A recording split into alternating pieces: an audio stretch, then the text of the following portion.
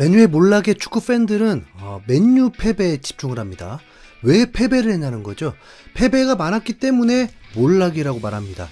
세계에서 가장 인기 있는 팀 중에 하나인 맨유가 리그에서 18패를 당하면서 창단 역사상 최악의 기록으로 수모를 당해버렸습니다. 골 득실이 마이너스 10입니다. 그리고 결승전에서 0대1로 패배를 했습니다. 토트넘과 맨유 둘 중에 한 팀은 지옥을 경험하게 될 이 결승전에서 토트넘은 승리하면서 손흥민 낭만 축구가 완성되었고 맨유는 지옥을 맛보듯이 처참한 분위기가 되었습니다. 그런데 우승하고 프리시즌을 떠나도 시원치 않을 판에 맨유는 최악의 분위기에서 15시간을 날아가서 쇼를 보여주기 위해 끌려가야 했습니다. 그 정도면 선수들도 구단에 항의하면서 보이콧을 선언해야 할 텐데 그대로 따라갔습니다. 왜냐하면 돈은 벌 수 있으니까요. 네. 무슨 쇼냐면 동남아 축구 올스타들과 맨유와의 격돌이라는 것이었습니다. 모든 전문가들도 이 경기는 수익을 목적으로 한 경기라고 했습니다. 현재 맨유 부채가 1조 3천억, 거기다 이번에 1,700억 마이너스, 손해를 조금이라도 줄여보려고 발악을 한 거죠. 아시아 투어를 통해서 팬들과의 교류 확대를 하려고 한 건데 지금 맨유에 세계적으로 유명한 선수들이 누가 있습니까? 레알 마드리드에서 수많은 우승컵을 들었던 카세미로, 맨유의 에이스 브루노 페르난데스, 맨유의 찐 팬들이 아니라면 새로운 팬들을 유입시킬 수 있는 명분조차 없는 팀이 되었습니다. 거의 이 정도면 구걸하러 간 거죠. 뭐라도 타이틀이 있어야 할 텐데 그렇다면 이번 동남아 올스타 팀과의 대결에서 프리미어리그 수준 높은 경기력이라도 보이거나 유로파리그 결승 진출팀의 위험이라도 보여줬다면 티켓 한 장당 수십만 원이라고 하는데 팬들에게 점수라도 좀 딸 수 있었을 텐데 결과는 참패였습니다. 또 패배했고 0대1로 패배를 해버린 겁니다. 이 동남아 올스타 팀을 이끈 감독은 한국의 김상식 감독입니다. 현재 베트남 국가대표 감독이죠. 김상식 감독이 이끌고 미쓰비시컵에서 우승해서 이 올스타 감독이 된 것입니다. 김상식 감독이 이 경기를 앞두고 각오를 다지면서 동남아 축구가 수준이 많이 올라갔다는 것을 보여주겠다면서 이기겠다고 했는데 정말 이겨버렸습니다. 득점을 한 선수는 미얀마 선수였습니다. 프리시즌 경기를 쭉 봐보니까 사실 팬들 입장에서 김새는 경우가 많았습니다. 대부분, 아니 100% 프리시즌 때 축구팀은 베스트 라인업으로 출전시키질 않습니다. 그동안 훈련하면서 호흡을 맞췄던 최고의 선수들이 투입돼야 볼맛이 생길 테고 팀의 위험을 보여주는 쇼가 될 텐데 그렇지 않더라고요. 이번에도 역시 그랬습니다. 몇몇 주전 선수들이 출전하고 나머지는 난생 처음 들어보는 유망주들이 투입되었습니다. 그게 무슨 맨유 팀입니까? 맨유 유니폼만 입은 팀인 거죠. 김상식 감독 특유의 역습 축구는 제대로 통했고 결과도 만들어냈습니다.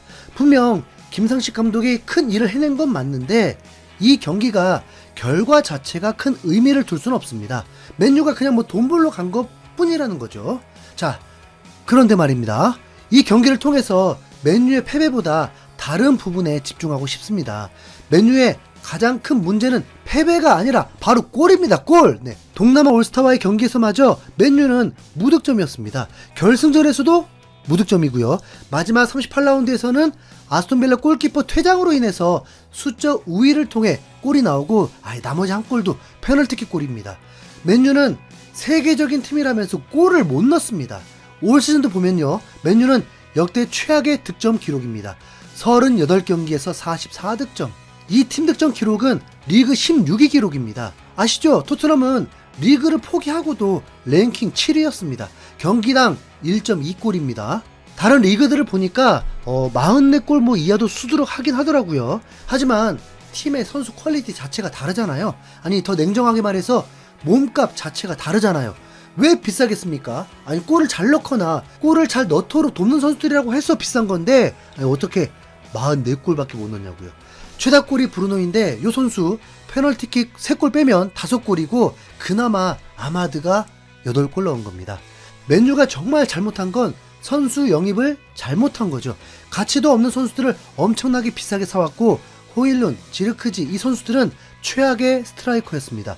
맨유에서 성장한 가르나초는 결정적인 순간일 때마다 아쉬움을 남겼는데 그래도 가르나초는 어려서 성장 가능성이라도 있습니다. 그럼 운이 따르지 못한 올 시즌만 그런 거냐? 그게 아닌 게 문제입니다. 이건 팀이나 감독 문제냐가 아니라 구단 차원의 문제라고 봐야 합니다. 지난 시즌 8위 했을 때 57득점으로 10위, 2년 전 3위 했을 때 58득점으로 8위, 3년 전 6위 했을 때 57득점으로 8위였습니다. 그나마 솔샤르 감독이 있을 때 73득점으로 리그 2위를 했습니다. 아시죠? 당시 코로나 시기로 싱거운 리그였다는 거. 맨유가 빅클럽으로서 군림하던 시절에 맨유는 리그 팀 득점이 80골 정도를 넣었던 팀입니다. 이 정도 골을 넣고 하니까 우승하고 잘 나가죠. 네. 올 시즌 맨시티가 최악의 시즌을 보내서 팀 득점이 72골이었습니다. 리버풀은 우승하면서 넣은 골이 86골이었습니다. B클럽이라면 최소 70골은 넣어줘야 되는 거 아닙니까? 물론 더 좋은 팀은 실점이 적은 팀이죠. 골도 적고 실점 많아도 결과가 더 중요한 것도 맞습니다. 그런데 맨유가 다시 과거 명성을 되찾으려면 우선 좀 골부터 많이 넣는 팀이 되어야 한다는 건 분명합니다. 그런데 어떻게 동남아 올스타 팀 만나서 축제 같은 프리시즌마저도 한 골도 못 넣습니까? 이건 정말 문제가 심각한 겁니다. 토트넘이 한국 올스타와의 경기했을 때 6골을 넣었던가요? 네. 축제에서도 골이 안 나오는 맨유, 답 있습니까? 맨유가 무리뉴 감독을 통해서 수비 축구를 선택했을 때 리그 2위를 했습니다. 당시 88골, 28실점으로 최소 실점 1위 팀이었습니다. 경기당 한 골도 내주지 않으면서 승리를 한다면 팬들은 당연히 좋아하겠죠. 아모린 감독은 어떻게 할지 모르겠습니다. 이미 맨유를 맡았을 때 본인이 원하는 선수들로 되어 있는 게 아니었고, 그래서 선수들이 전술 변화를 제대로 받아들이지 못해서 혼란을 겪은 것도 맞을 겁니다. 본인의 축구 철학을 현재 맨유에 넣다 보니까 문제점이 한두 군데가 아니라서 아모린 감독은 맨유의 최고 슈퍼스타 래시포드를 임대로 보내버리는 결정도 해버립니다. 아마도 맨유 선수단을 완전 탈바꿈 시킬 것으로 보이는데요. 맨유가 지금까지 이렇게 득점력이 떨어지는 팀이 된 건 구단 수뇌부의 문제라고 봐야 할 것입니다. 갑자기 아모린 감독에게 선수 영입 권한이 주어지면 몰라도 지금처럼 똑같이 운영을 한다면 다음 시즌도 맨유는 답이 없고 아모린 감독도 경질이 되겠죠. 네. 맨유는 지금 스쿼드만 봐도 강하다라는 느낌을 전혀 받지 못합니다. 우선 맨유는 다음 시즌 탈바꿈을 할 것입니다. 새로운 팀이 되겠죠. 그리고 2달 동안 팀을 재정비해서 다시 상위권 경쟁을 노릴 것입니다. 탈바꿈이라면 당연히 선수 영입이 절대적으로 필요하죠. 그리고 선수도 팔아야 합니다. 텔레그래프에 따르면 가르나초, 래시포드를 보내는 것이 거의 확실시되고 있고 이 둘만 해도 1억 파운드가 넘습니다.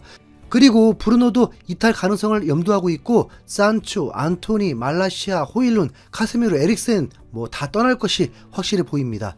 에릭센은 테나흐 감독 때문에 부활 조짐이 있었지만 벤치 신세가 잦으면서 맨유를 떠나기로 확정됐죠. 맨유의 대변화라면 지금 16위 팀이라고 해서 기대를 저버리는 것보다는 리뉴얼된 팀, 퀄리티 있는 선수들의 영입으로 다시 재건될 수 있다는 기대를 해볼 수도 있습니다. 최근 영국 매체 보도에 따르면 PSG 스타 재계약 거부 후 맨유 영입에 적극 나선다는 제목으로 기사를 게재했는데 그 스타가 바로 이강인입니다. 이강인을 우선 공격형 미드필더라고 분류합니다.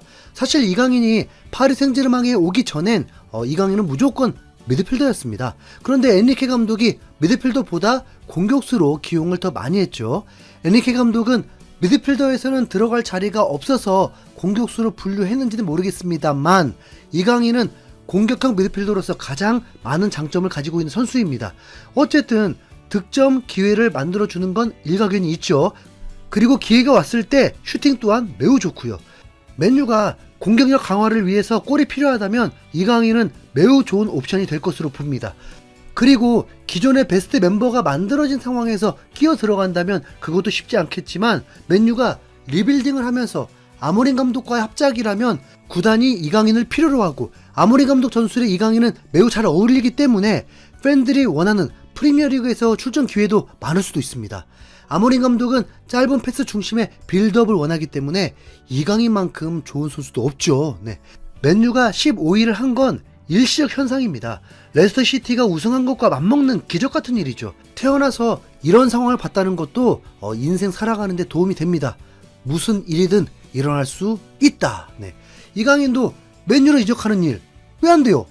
여러분은 어떻게 생각하는지 의견 궁금하네요. 댓글 남겨주시고요. 시청해주시고 들어주셔서 감사드립니다. 흰수염고래였습니다.